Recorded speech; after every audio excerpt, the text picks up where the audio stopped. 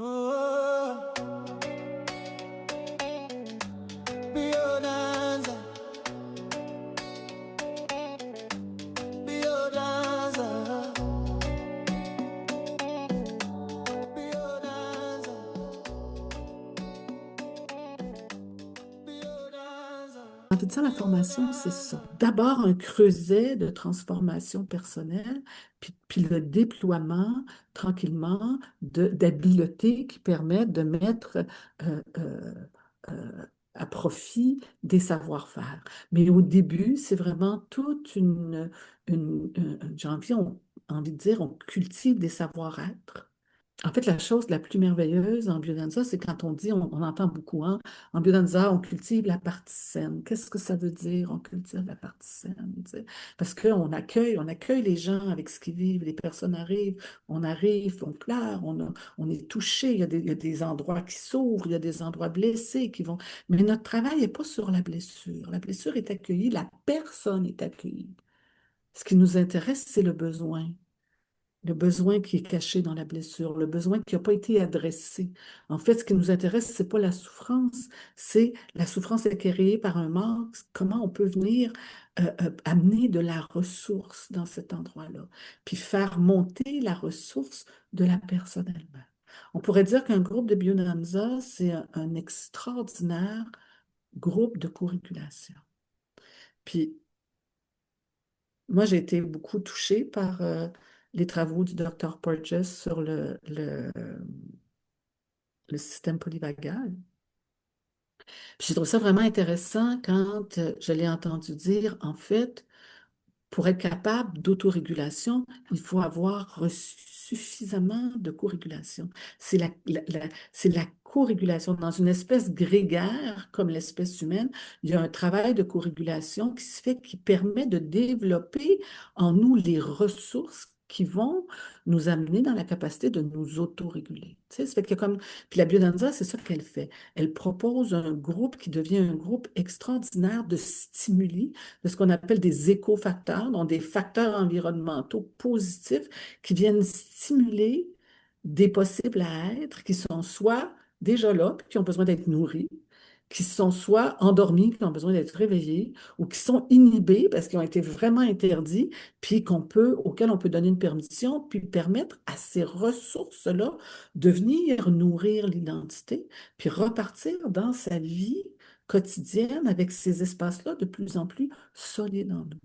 Donc, la formation, c'est comme une espèce d'intensification de ce processus-là, pour deux raisons.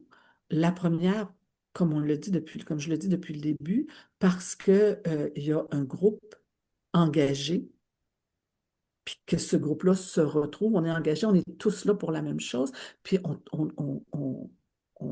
grandit ensemble, on étudie ensemble, on mange ensemble, on se repose ensemble, donc il y a quelque chose, il y a beaucoup d'espace pour soi personnellement, mais il y a un soi personnellement qui fonctionne dans un environnement qui devient de plus en plus sécuritaire, ce qui fait que l'être ensemble redevient dans une espèce grégaire ce que c'est supposé être. On recrée la tribu, puis on peut apprendre à vivre les uns avec les autres. On a un lieu où on peut apprendre, réapprendre à vivre sainement les uns avec les autres. Ça, c'est une des grandes qualités de la formation. L'autre, c'est la manière dont c'est fait. Parce que on va passer une heure et demie, 2 heures à réfléchir sur quelque chose, explorer une possibilité, se creuser les méninges, échanger, faire des exercices de... Et là, après ça, ce même sujet-là, on va taire la parole, puis on va rentrer dans une heure et demie, 2 heures d'une exploration profonde, viventielle, qui est l'expérience vécue de ce qui a été réfléchi, expliqué, exploré, compris intellectuellement. Ça fait qu'il y a quelque chose qui travaille dans une intégration des instincts, des affects et de l'intellect qui permet une espèce de compréhension. Il y a comme des affaires qui se comprennent à des endroits où on n'a aucune idée de ce que c'est, puis de ce que mais ça donne quelque chose d'extraordinaire. On travaille aussi avec une modification des états de conscience. Ça veut dire qu'on arrive dans des états de transes qui sont c'est pas des transes de possession, puis c'est pas des transes où on disparaît complètement, mais c'est des états modifiés de conscience qui créent quelque chose dans le cerveau qui est assez particulier, qui est une manière où les deux hémisphères cérébraux, puis les trois comme étages du cerveau, puis pulse de manière très, très, très harmonisée, ce qui fait qu'il y a énormément d'échanges qui vont se faire entre le cortex préfrontal, le système limbique et le cerveau archaïque. Fait que ça passe des différents et ça permet d'avoir une espèce d'arriver à un niveau d'intégration. Puis toute la biodanza, en fait, c'est une discipline de déploiement de l'identité qui vise l'intégration. C'est une discipline d'intégration, intégration motrice, intégration sensorimotrice, sensitive motrice, affective motrice, affective, puis d'intégration au groupe. Donc, tout le travail qu'on va faire, c'est pour arriver à ça. C'est ce qu'on fait dans les hebdomadaires. Dans la formation, on explore le qu'est-ce qui fait que ça marche. Puis après ça, on fait l'expérience de comment ça marche. Puis on fait ça pendant 3 ans, de plus en plus profondément. Donc, les 2 premières années, on a vraiment tout une exploration de tous les antécédents puis les mécanismes d'action. Donc, on va être vraiment là-dedans. La première année, les grands concepts de base. Donc, un modèle théorique qui est à la base de tout ce qu'on va faire. Donc, on va étudier en long, en large et en carré pendant les 3 ans. Mais le premier module, on présente le modèle théorique. La définition de la Bonanza, c'est quoi? Puis ensuite, on va rentrer d'un module à un autre dans les grands concepts. Donc, le deuxième module, ce concept-là de principe biocentrique, puis après ça, puis d'inconscient vital. Hein. Rolando Toro, il a dit c'est le fun l'inconscient personnel, puis c'est le fun l'inconscient collectif, mais il y a aussi un inconscient vital. Il y a une espèce de. La métaphore, c'est un psychisme cellulaire. Il y a comme une intelligence de la matière qui nous constitue qui sait vivre. Puis on peut devenir l'apprenti de cette sagesse vivante qui nous habite. Donc ça, c'est les grands principes de base sur lesquels toute la biodanza est construite. La vivencia, tout un module sur c'est quoi ça, la vivencia. Tu sais, c'est quoi cette expérience profonde vécue dans l'instant, puis pourquoi c'est l'outil de base de la biodanza. Pourquoi la biodanza agit à travers la vivencia.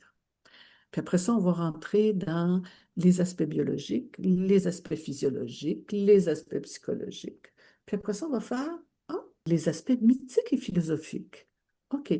Les espèces de philosophies de base dans lesquelles Rolando il s'était ancré pour créer ça. Puis à travers ça, surtout une occasion de comprendre les mythes fondateurs d'une société. Après ça, il y a un stage sur ces deux notions tellement importantes d'identité et d'intégration. Pour ça, il y a un stage sur la transe et la régression, parce que c'est quand même avec ça qu'on travaille. Puis, le contact et la caresse, parce que c'est des outils fondamentaux en biodanza.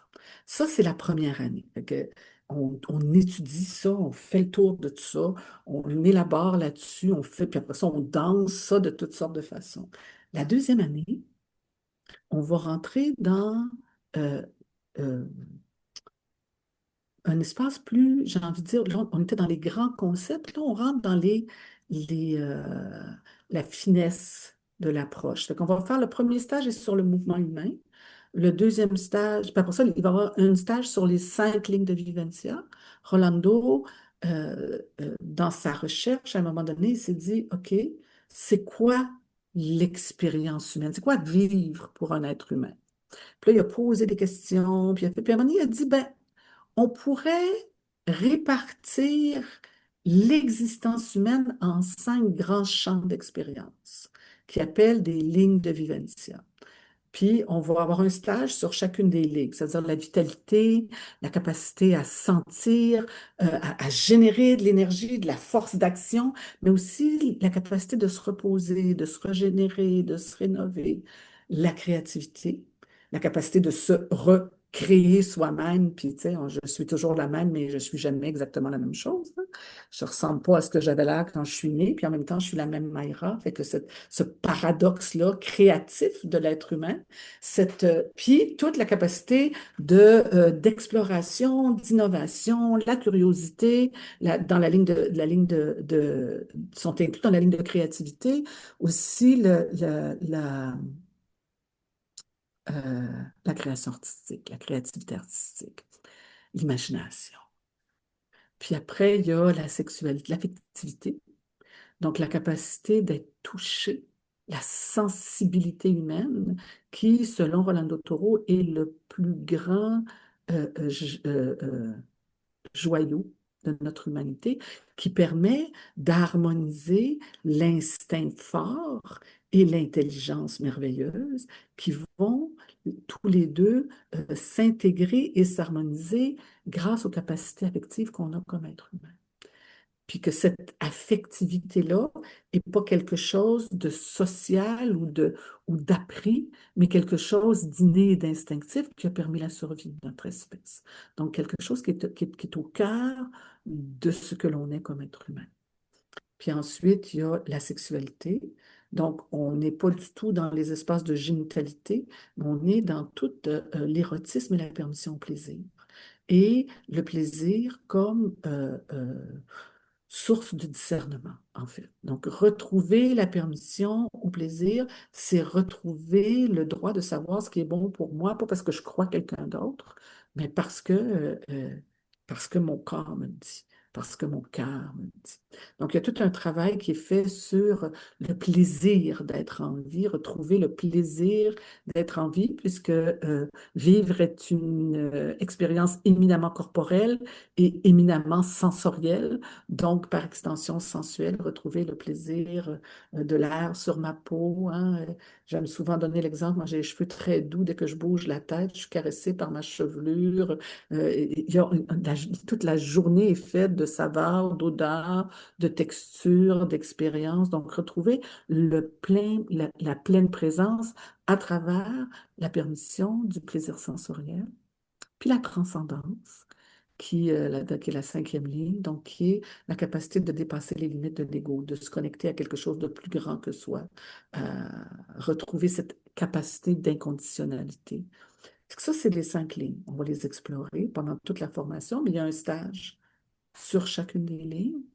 Puis il y a après ça un stage sur les mécanismes d'action, puis comment ça fonctionne. Il y a un stage sur la biodanza comme ars magna, donc comme vraiment cette espèce d'art alchimique particulièrement adapté à nos maladies de civilisation contemporaine. Après ça, bon, on a un stage sur la musique, les sons, les c'est quoi, tout ça. Puis ça clôt la 2e année.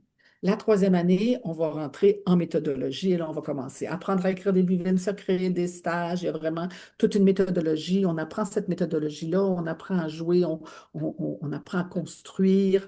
On fait de la sémantique musicale. Pourquoi telle musique, tel exercice? Qu'est-ce qu'on cherche pour accompagner quoi? Ça, c'est la formation. Ça ressemble à ça. Il y a un très, très beau stage aussi, une espèce de folie où on va danser les 22 positions génératrices, donc les 22 grands gestes archétypaux, qui sont toute une partie de la pratique, là, où on va rentrer dans cet espace-là pendant toute une fin de semaine de temps, puis c'est assez magique. Il y a 2 stages, des stages très profonds, qui s'appellent le projet Minotaure, qui sont là vraiment un travail sur soi. Rolando, à un moment donné, a réalisé que c'est le fun, la biodanza, ça bouge, ça fait bouger les choses, puis d'un coup, tu te frappes un mur. Puis là, tu es dans ton labyrinthe, puis tu es pris, puis il y a un mur qui ne bouge pas. C'est qu'il a créé un espace, un projet, une forme de travail qu'on appelle le projet Minotaure, qui est basé sur l'arbre des parts. En fait, c'est une exaltation du courage existentiel puis du pouvoir transformateur du groupe. Et là, le stage est construit à partir d'un questionnaire où chaque personne répond à un questionnaire sur les parts. Et là, on reçoit ça et on construit un rituel de entre 20 et 45 minutes pour chaque personne au sein du groupe. Et là, on part tout le groupe ensemble, on rentre dans le labyrinthe, puis on, on vit une espèce de grand rituel collectif de transformation qui est assez extraordinaire. Après ça, le processus de certification, ben, il y a tout un processus où vous êtes accompagné les personnes qui choisissent de devenir facilitateurs ou facilitatrices, qui vont débuter un groupe, ils vont recevoir 8 supervisions dans leur groupe. et devoir écrire un mémoire de titularisation, un petit mémoire de titularisation. Donc, quelque part de 35 minimum à 100 maximum pages d'écriture sur un sujet donné qui est en lien avec la biodanza, soit un des concepts, soit son propre parcours personnel, puis son processus de transformation expliqué à travers des explications théoriques, soit des sujets qui vous intéressent particulièrement. Moi, j'avais exploré le corps poème pour une perspective vivencielle et poétique de l'anatomie musculo-squelettique du corps en mouvement. Puis la compréhension de pourquoi, quand tu bouges à partir du bon endroit, il y a quelque chose qui se déploie dans le corps qui est différent. Donc, ça peut être n'importe quoi, ça peut être n'importe quel sujet qui vous intéresse, qui vous permet d'entrer toute la théorie, la méthodologie en vous, d'en faire quelque chose de personnel parce que vous venez mastiquer ça dans un intérêt à vous. Fait que ça, c'est l'ensemble de la formation et c'est surtout extraordinairement le fun. Tu sais, juste dire comment ça se passe. On arrive le vendredi soir et là, il y a un long cercle de parole. D'habitude, il est long parce que chaque personne arrive puis raconte là où elle est, là où il est. On arrive puis on s'installe dans l'espace puis on danse. Puis on va se coucher le lendemain matin. Après, on commence ces espaces-là où il y a 1 heure et demie, 2 heures de théorie, une pause, 1 heure et demie, 2 heures de vivencia sur le sujet qu'on a exploré. Là, il y a une pause de 2 heures à peu près, puis après ça, on recommence. Un espace de théorie, une pause, un espace de danse. Même chose le dimanche matin. Souvent, le dimanche matin, on explore les différentes danses du catalogue. Donc, on commence à se familiariser avec le nom des danses, les façons plus particulières. On rentre dans une exploration un petit peu plus pragmatique des danses. Et après, il y a encore cet espace-là de théorie et cet espace de danse. Et on dîne, puis après ça, ben, il y a un cercle de parole, de clôture. On pose son expérience et 1 ou 2 danses pour clore. Puis on s'en va chez soi. Come dance with us.